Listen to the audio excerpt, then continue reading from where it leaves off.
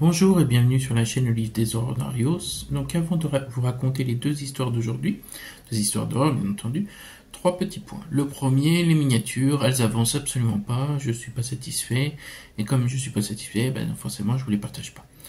Donc pour le moment, voilà, ça reste au point mort. Le deuxième petit point, la semaine de l'horreur arrive à grands pas et j'en suis très ravi. D'ailleurs, c'est pour ça que cette vidéo a une semaine de retard. C'est que je travaille sur ces histoires-là. Donc plus de 18 histoires au compteur, donc plutôt pas mal. Donc ça me fait beaucoup et je suis ravi de pouvoir vous partager cela. J'aimerais aussi vous révéler que pour cette semaine de l'horreur, donc cette vidéo, une tous les jours, pendant une semaine, il n'y aura qu'une intro, la toute première vidéo, et une outro à la toute dernière vidéo. Comme ça, vous aurez de l'horreur pure, sans avoir besoin de vous subir l'intro et l'outro de votre conteur préféré.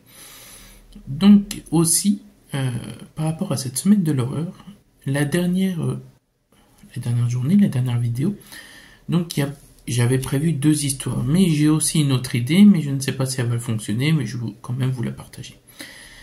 J'aimerais pour cette dernière vidéo, si il y a plus d'abonnés sur la chaîne, si nous arrivons à atteindre les 30 abonnés sur la chaîne, alors ce ne sera pas simplement deux histoires que je vous raconterai, mais ce sera une heure entière d'histoire que je raconterai. Donc une heure de pure horreur pour Halloween, c'est plutôt pas mal.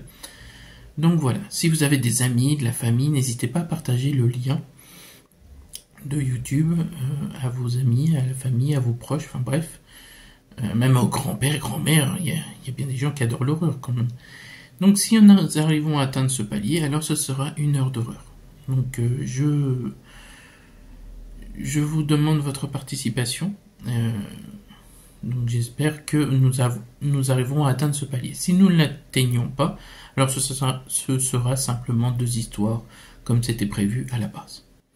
Voilà, c'est juste un petit défi que je vous lance. Donc à voir si vous allez le réussir ou non. Je me lance aussi sur Instagram et TikTok. Pour le moment, j'ai du mal avec les shorts, enfin les vidéos courtes et photos, et puis je sais pas trop quoi raconter. Donc pour le moment, les deux chaînes sont vides. Mais je vais vous partager les liens et je vais essayer de partager, je pense, des petits moments où je raconte une histoire ou raconter les news de la chaîne. Comme ça vous fera peut-être des intros et des outros beaucoup moins longues. Donc nous verrons bien. Voilà. Maintenant j'arrête de parler. Donc ces deux histoires que je vais vous raconter aujourd'hui ont encore une petite particularité. C'est que la première est une histoire racontée par un personnage. Et donc ça me tenait à cœur de vous la partager. Je ne sais pas si on peut appeler ça de l'horreur. Je dois avouer que je me trotte, comme l'expression le dirait. Et la deuxième, c'est une confession que j'ai écrite lors de ma formation première année. Par rapport à une tueuse en série qu'on appelle Marie Besnard, donc c'est un fait divers réel. Vous pouvez aller faire la recherche sur internet. Et donc on devait écrire cette confession en donnant notre point de vue, voir si elle était vraiment coupable ou non. Donc vous verrez bien, voilà. J'aimerais aussi rajouter quelque chose pour cette semaine de l'horreur et donc ce défi. Si vous arrivez à remporter le défi et que nous atteignions les 30 abonnés, ce qui serait vraiment génial, il y aurait une petite particularité, c'est que si après la semaine de l'horreur, le nombre d'abonnés rediminue, donc que vous êtes abonné simplement pour cette vidéo d'une heure, l'année prochaine il n'y aura pas de vidéo d'une heure. Le but c'est d'avoir des abonnés qui restent et d'agrandir la communauté, tout simplement. J'espère que vous me comprenez. Donc merci à vous pour votre compréhension, et sans plus tarder, nous nous lançons dans la première histoire qui s'intitule « L'histoire d'un secret ». Il est temps que je te raconte une histoire, ton histoire. Gabriel, 8 ans, lève aussitôt la tête et, heureux de la nouvelle, sourit à sa grand-mère. Elle lui fait signe de s'asseoir dans le canapé, à côté d'elle, ce qu'il fait aussitôt. Il est surexcité, et il est rare que sa grand-mère lui raconte une histoire autrement que le soir. Alors, quand il réalise qu'il va entendre 2 histoires dans la même journée, sa joie lui fait imaginer ce que sa mamie va bien pouvoir lui raconter. Peut-être des légendes de son enfance. Il adore les écouter encore et encore. En plus, elle raconte tellement bien. Elle le regarde quelques instants, sans rien dire de plus, puis, après une légère inspiration, commence son récit. Comme tu le sais, ta maman est avec ton papa depuis longtemps, et ils se sont mariés quelque temps après leur rencontre. Oui, maman me l'a dit quand j'étais petit. Sa grand-mère sourit à nouveau en entendant ces mots. En effet, tu es un grand garçon maintenant. C'est pour cela que je te raconte cette histoire. Mais ce que ta maman ne t'a pas dit, c'est qu'elle a trouvé un 2e amoureux quelques années après. Un 2e amoureux? Comment ça, mamie? Écoute jusqu'au bout, tu vas comprendre.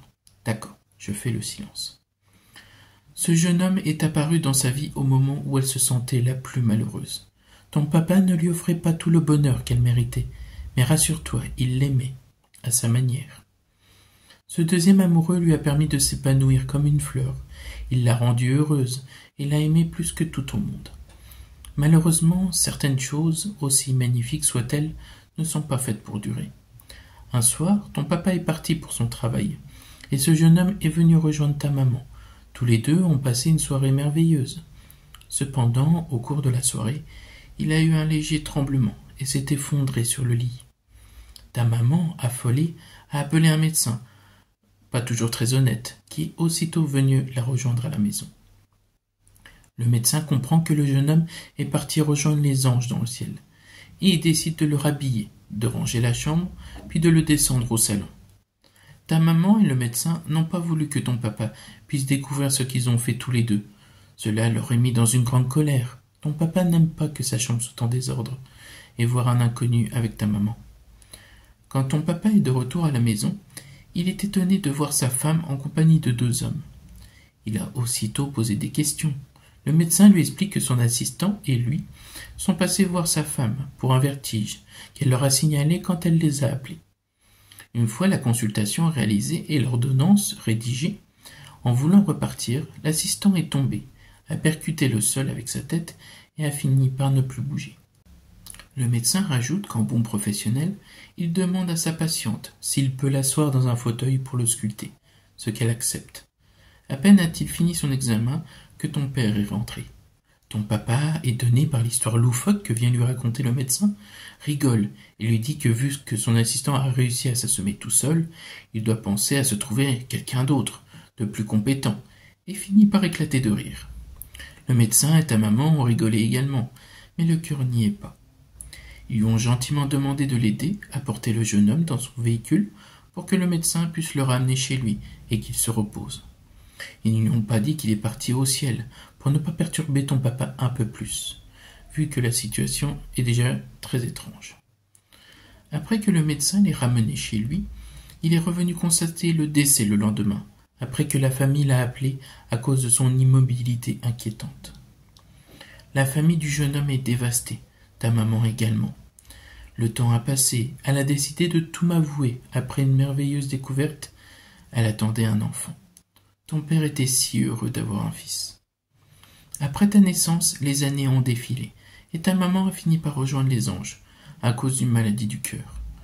La peur que ton père ne découvre tout, et le désespoir qu'elle a ressenti en perdant son amoureux pour toujours, n'a pas aidé ta maman à pouvoir se reposer, selon ce même médecin. Ton papa ne l'a pas supporté, et il t'a confié à moi, il n'a pas voulu te garder. Peut-être qu'au plus profond de lui, remarquant le peu de ressemblance que vous aviez, lui et toi, il a dû comprendre que ce soir-là, il s'est passé quelque chose. Le peu d'affection qu'il t'a manifesté reste, selon moi, une preuve. Cependant, tout cela ne reste qu'une simple hypothèse de ma part. Sa grand-mère souffle un grand coup, et de ses 2 mains prend le visage de Gabriel. Gabriel lui dit, avant qu'elle ne puisse continuer, d'un regard où les larmes viennent d'apparaître. « Ton histoire est triste, mamie, j'aurais préféré ne pas l'entendre. » Aussitôt sa grand-mère la serre dans ses bras et le réconforte. « Ta maman t'aimera toujours, elle est là-haut dans le ciel et veille sur toi. C'est ton histoire et elle fait partie de toi. Mais ce que j'ai du mal à te dire et qui risque encore de te bouleverser, c'est que l'homme que tu appelles papa n'est pas ton vrai père. Ton vrai père est avec ta maman. Ils sont réunis tous les deux et t'aiment de tout leur cœur. Ils attendront que tu vives ta vie et que tu la remplisses de moments merveilleux et de personnes formidables. Et, un beau jour, tu iras les rejoindre et vous serez enfin réunis. C'est vrai? Tu le promets, mamie? Oui, mon chéri, je te le promets. Maintenant, tu as bien mérité un gâteau. J'ai fait celui aux noisettes, celui que toi et ta maman raffolent. Gabriel se lève, sautille sur place de joie. Sa grand-mère, ravie de voir qu'il ne semble pas traumatisé. Elle se lève à son tour, prend la main de son petit-fils dans la sienne. Ensemble, ils se dirigent dans la cuisine pour déguster un morceau de bonheur partagé. Et voilà qui conclut cette première histoire. Bon, c'est vrai que après l'avoir racontée, elle n'est pas vraiment horreur. Mais j'ai énormément aimé l'écrire. Tout simplement parce que c'est toujours agréable d'avoir sa grand-mère ou son grand-père à ses côtés, même si pour certains, c'est plus vraiment le cas. Mais j'avais envie de raconter cette histoire. Donc voilà, j'espère qu'elle vous aura plu. Pour la deuxième histoire, Confession par Marie Besnard, l'histoire est racontée par elle-même. Donc je l'ai écrite de cette manière. Et j'espère qu'elle va vous plaire. Sans plus tarder, lançons-nous dans la deuxième et dernière histoire. Confession par Marie Besnard. Cette confession sera ma dernière. Écrite en 1978, je la rattache à mon testament, avant ma mort, en gage de prévention. Je veux vous parler de mon mari. Mon mari, Léon Besnard, mort en octobre 1947. J'ai vécu 18 ans avec cet homme. Toutes ces années de vie commune n'ont pas été de tout repos. Au début de la relation, nous avons vécu une période de pur bonheur. Malgré mes maladies, la typhoïde et la péritonite, Léon n'a jamais cessé de m'aimer. Cet homme est tout pour moi. Après de longues discussions sur les enfants que nous avons déjà, et savoir si nous en voulions d'autres, j'ai subi une ovariectomie. Enfin, un problème de moins. D'autres événements fâcheux sont survenus, cependant. Vous ne pouvez pas vous marier avec un homme riche sans subir calomnie et jalousie. Nous n'y avons pas prêté attention. Après tout, envier son voisin riche est l'un des travers humains. Pour consolider notre amour, nous avons rédigé un testament stipulant que le dernier époux vivant sera l'héritier de notre fortune. Cela a beaucoup renforcé nos liens. Je l'aime tellement. Les épreuves font partie de la vie. En témoignent ces événements tellement dramatiques en cette année 1940. Cela a été si difficile pour nous. Mon père nous a quittés d'une congestion cérébrale. Léon a perdu sa grand-mère de mort naturelle et son beau-père de 3 attaques cardiaques à quelques mois d'intervalle. Une perte si énorme que sa sœur, folle de chagrin, après que son frère et elle ont reçu l'héritage, a décidé de mettre fin à ses jours par pendaison. C'est mon mari, fou d'inquiétude, qui a fini par la retrouver peu de temps après, dans son escalier. Cela l'a beaucoup chamboulé. L'argent est revenu sur nos comptes, mais cela ne reste qu'un détail. Perdre tellement de proches a été si difficile à surmonter. En 1941 et 1945, le destin a décidé de frapper à nouveau, puisque nous avons dit adieu à 4 de nos proches. En 1941, ma belle-mère nous quitte après avoir subi une congestion pulmonaire. Ma voisine, quant à elle, nous l'avons accueillie dans notre maison, car les Allemands ont réquisitionné la sienne. Au bout de quelques semaines, affaiblie et ne pouvant plus rien avaler, elle décède en me nommant peu de temps avant légataire universel. Nous arrivons en 1945. Les 2 cousines de Léon, que nous accueillons depuis 4 ans, décèdent le 1er et le 9 juillet de cette même année. Les cousines étaient inséparables, au point de mourir presque au même moment. C'est triste. Toutes ces pertes si chères à nos cœurs nous ont bouleversés au plus haut point. Ils ne sont pourtant pas dans le besoin. Je ne comprends pas comment l'univers veut leur retirer la vie, à tous si brusquement. Léon a eu beaucoup de mal à s'en remettre. Son état de santé a commencé à se dégrader pendant l'été 1947. Il s'est mis à vomir, beaucoup. Il ne mange plus grand-chose. Léon n'arrive plus à respirer, alors j'ai fait intervenir le médecin. Il a décelé une angine de poitrine. J'ai une amie, Louise Pintou, qui est venue 2 fois par jour pour m'aider à prendre soin de lui. Mon pauvre mari, si attentionné, si pétulant, n'est plus que l'ombre de lui-même. Tous nos efforts sont restés vains, puisqu'il est tombé dans le coma. La mort est venue le chercher quelque temps après. Je me suis effondré. Je fais tellement attention à lui. Je lui prépare ses repas qu'il adore tant. Nos proches apprécient également ma cuisine. Vivre sans lui est un cauchemar. Je ne mange plus, je ne dors plus, ma vie a pris fin avec lui. Tout comme ma mère, décédée de la grippe espagnole en 1949. J'ai moi-même attrapé cette maladie. Je m'en suis sorti. Ma mère n'a pas eu cette chance. Après tous ces morts, la police a fini par trouver cela suspect. Ils ont réalisé des analyses. Résultat, 3 procès, des experts qui se contredisent, des centaines de témoins venus témoigner pour ou contre moi. Des analyses qui révèlent de l'arsenic. On en retrouve dans les ornements funéraires après décomposition du zinc. Il a été transporté par les écoulements d'eau dans les tombes. Tout cela a pris 7 longues années. Je suis ressorti acquitté, après le vote du jury en ma faveur. Je me retrouve à présent toute seule, dans un monde froid. Eux sont dans un monde meilleur, et je dois me contenter maintenant d'une grande maison, un compte en banque encore bien rempli, après procès, et personne avec qui en profiter. Ce monde m'abandonne. Cependant, un ami continue de veiller sur moi. Comme pour mon mari, on est si proches tous les 3. Il s'appelle Arsenic. Il m'a bien aidé au cours de ma vie, tout comme mon mari, qui était au courant. Pensez-vous vraiment qu'en 18 ans de mariage, il n'a rien soupçonné? Il m'a bien été utile, mon Léon, mais notre ami commun l'a guidé pour trouver la paix. J'espère qu'un jour, quand vous lirez cette lettre, vous vous souviendrez du dévouement dont mon mari et moi avons fait preuve en aidant nos proches de la meilleure façon possible. Et voilà qui conclut cette deuxième et dernière histoire.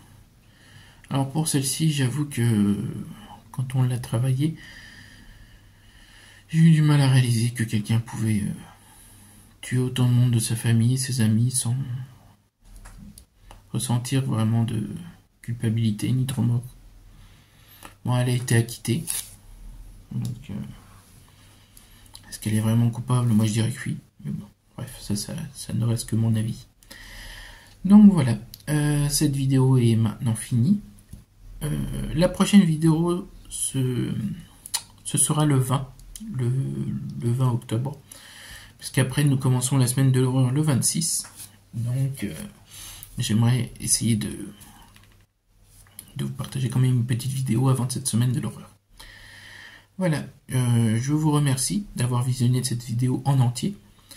Je vous fais des gros bisous, prenez soin de vous et donc à bientôt. Bisous.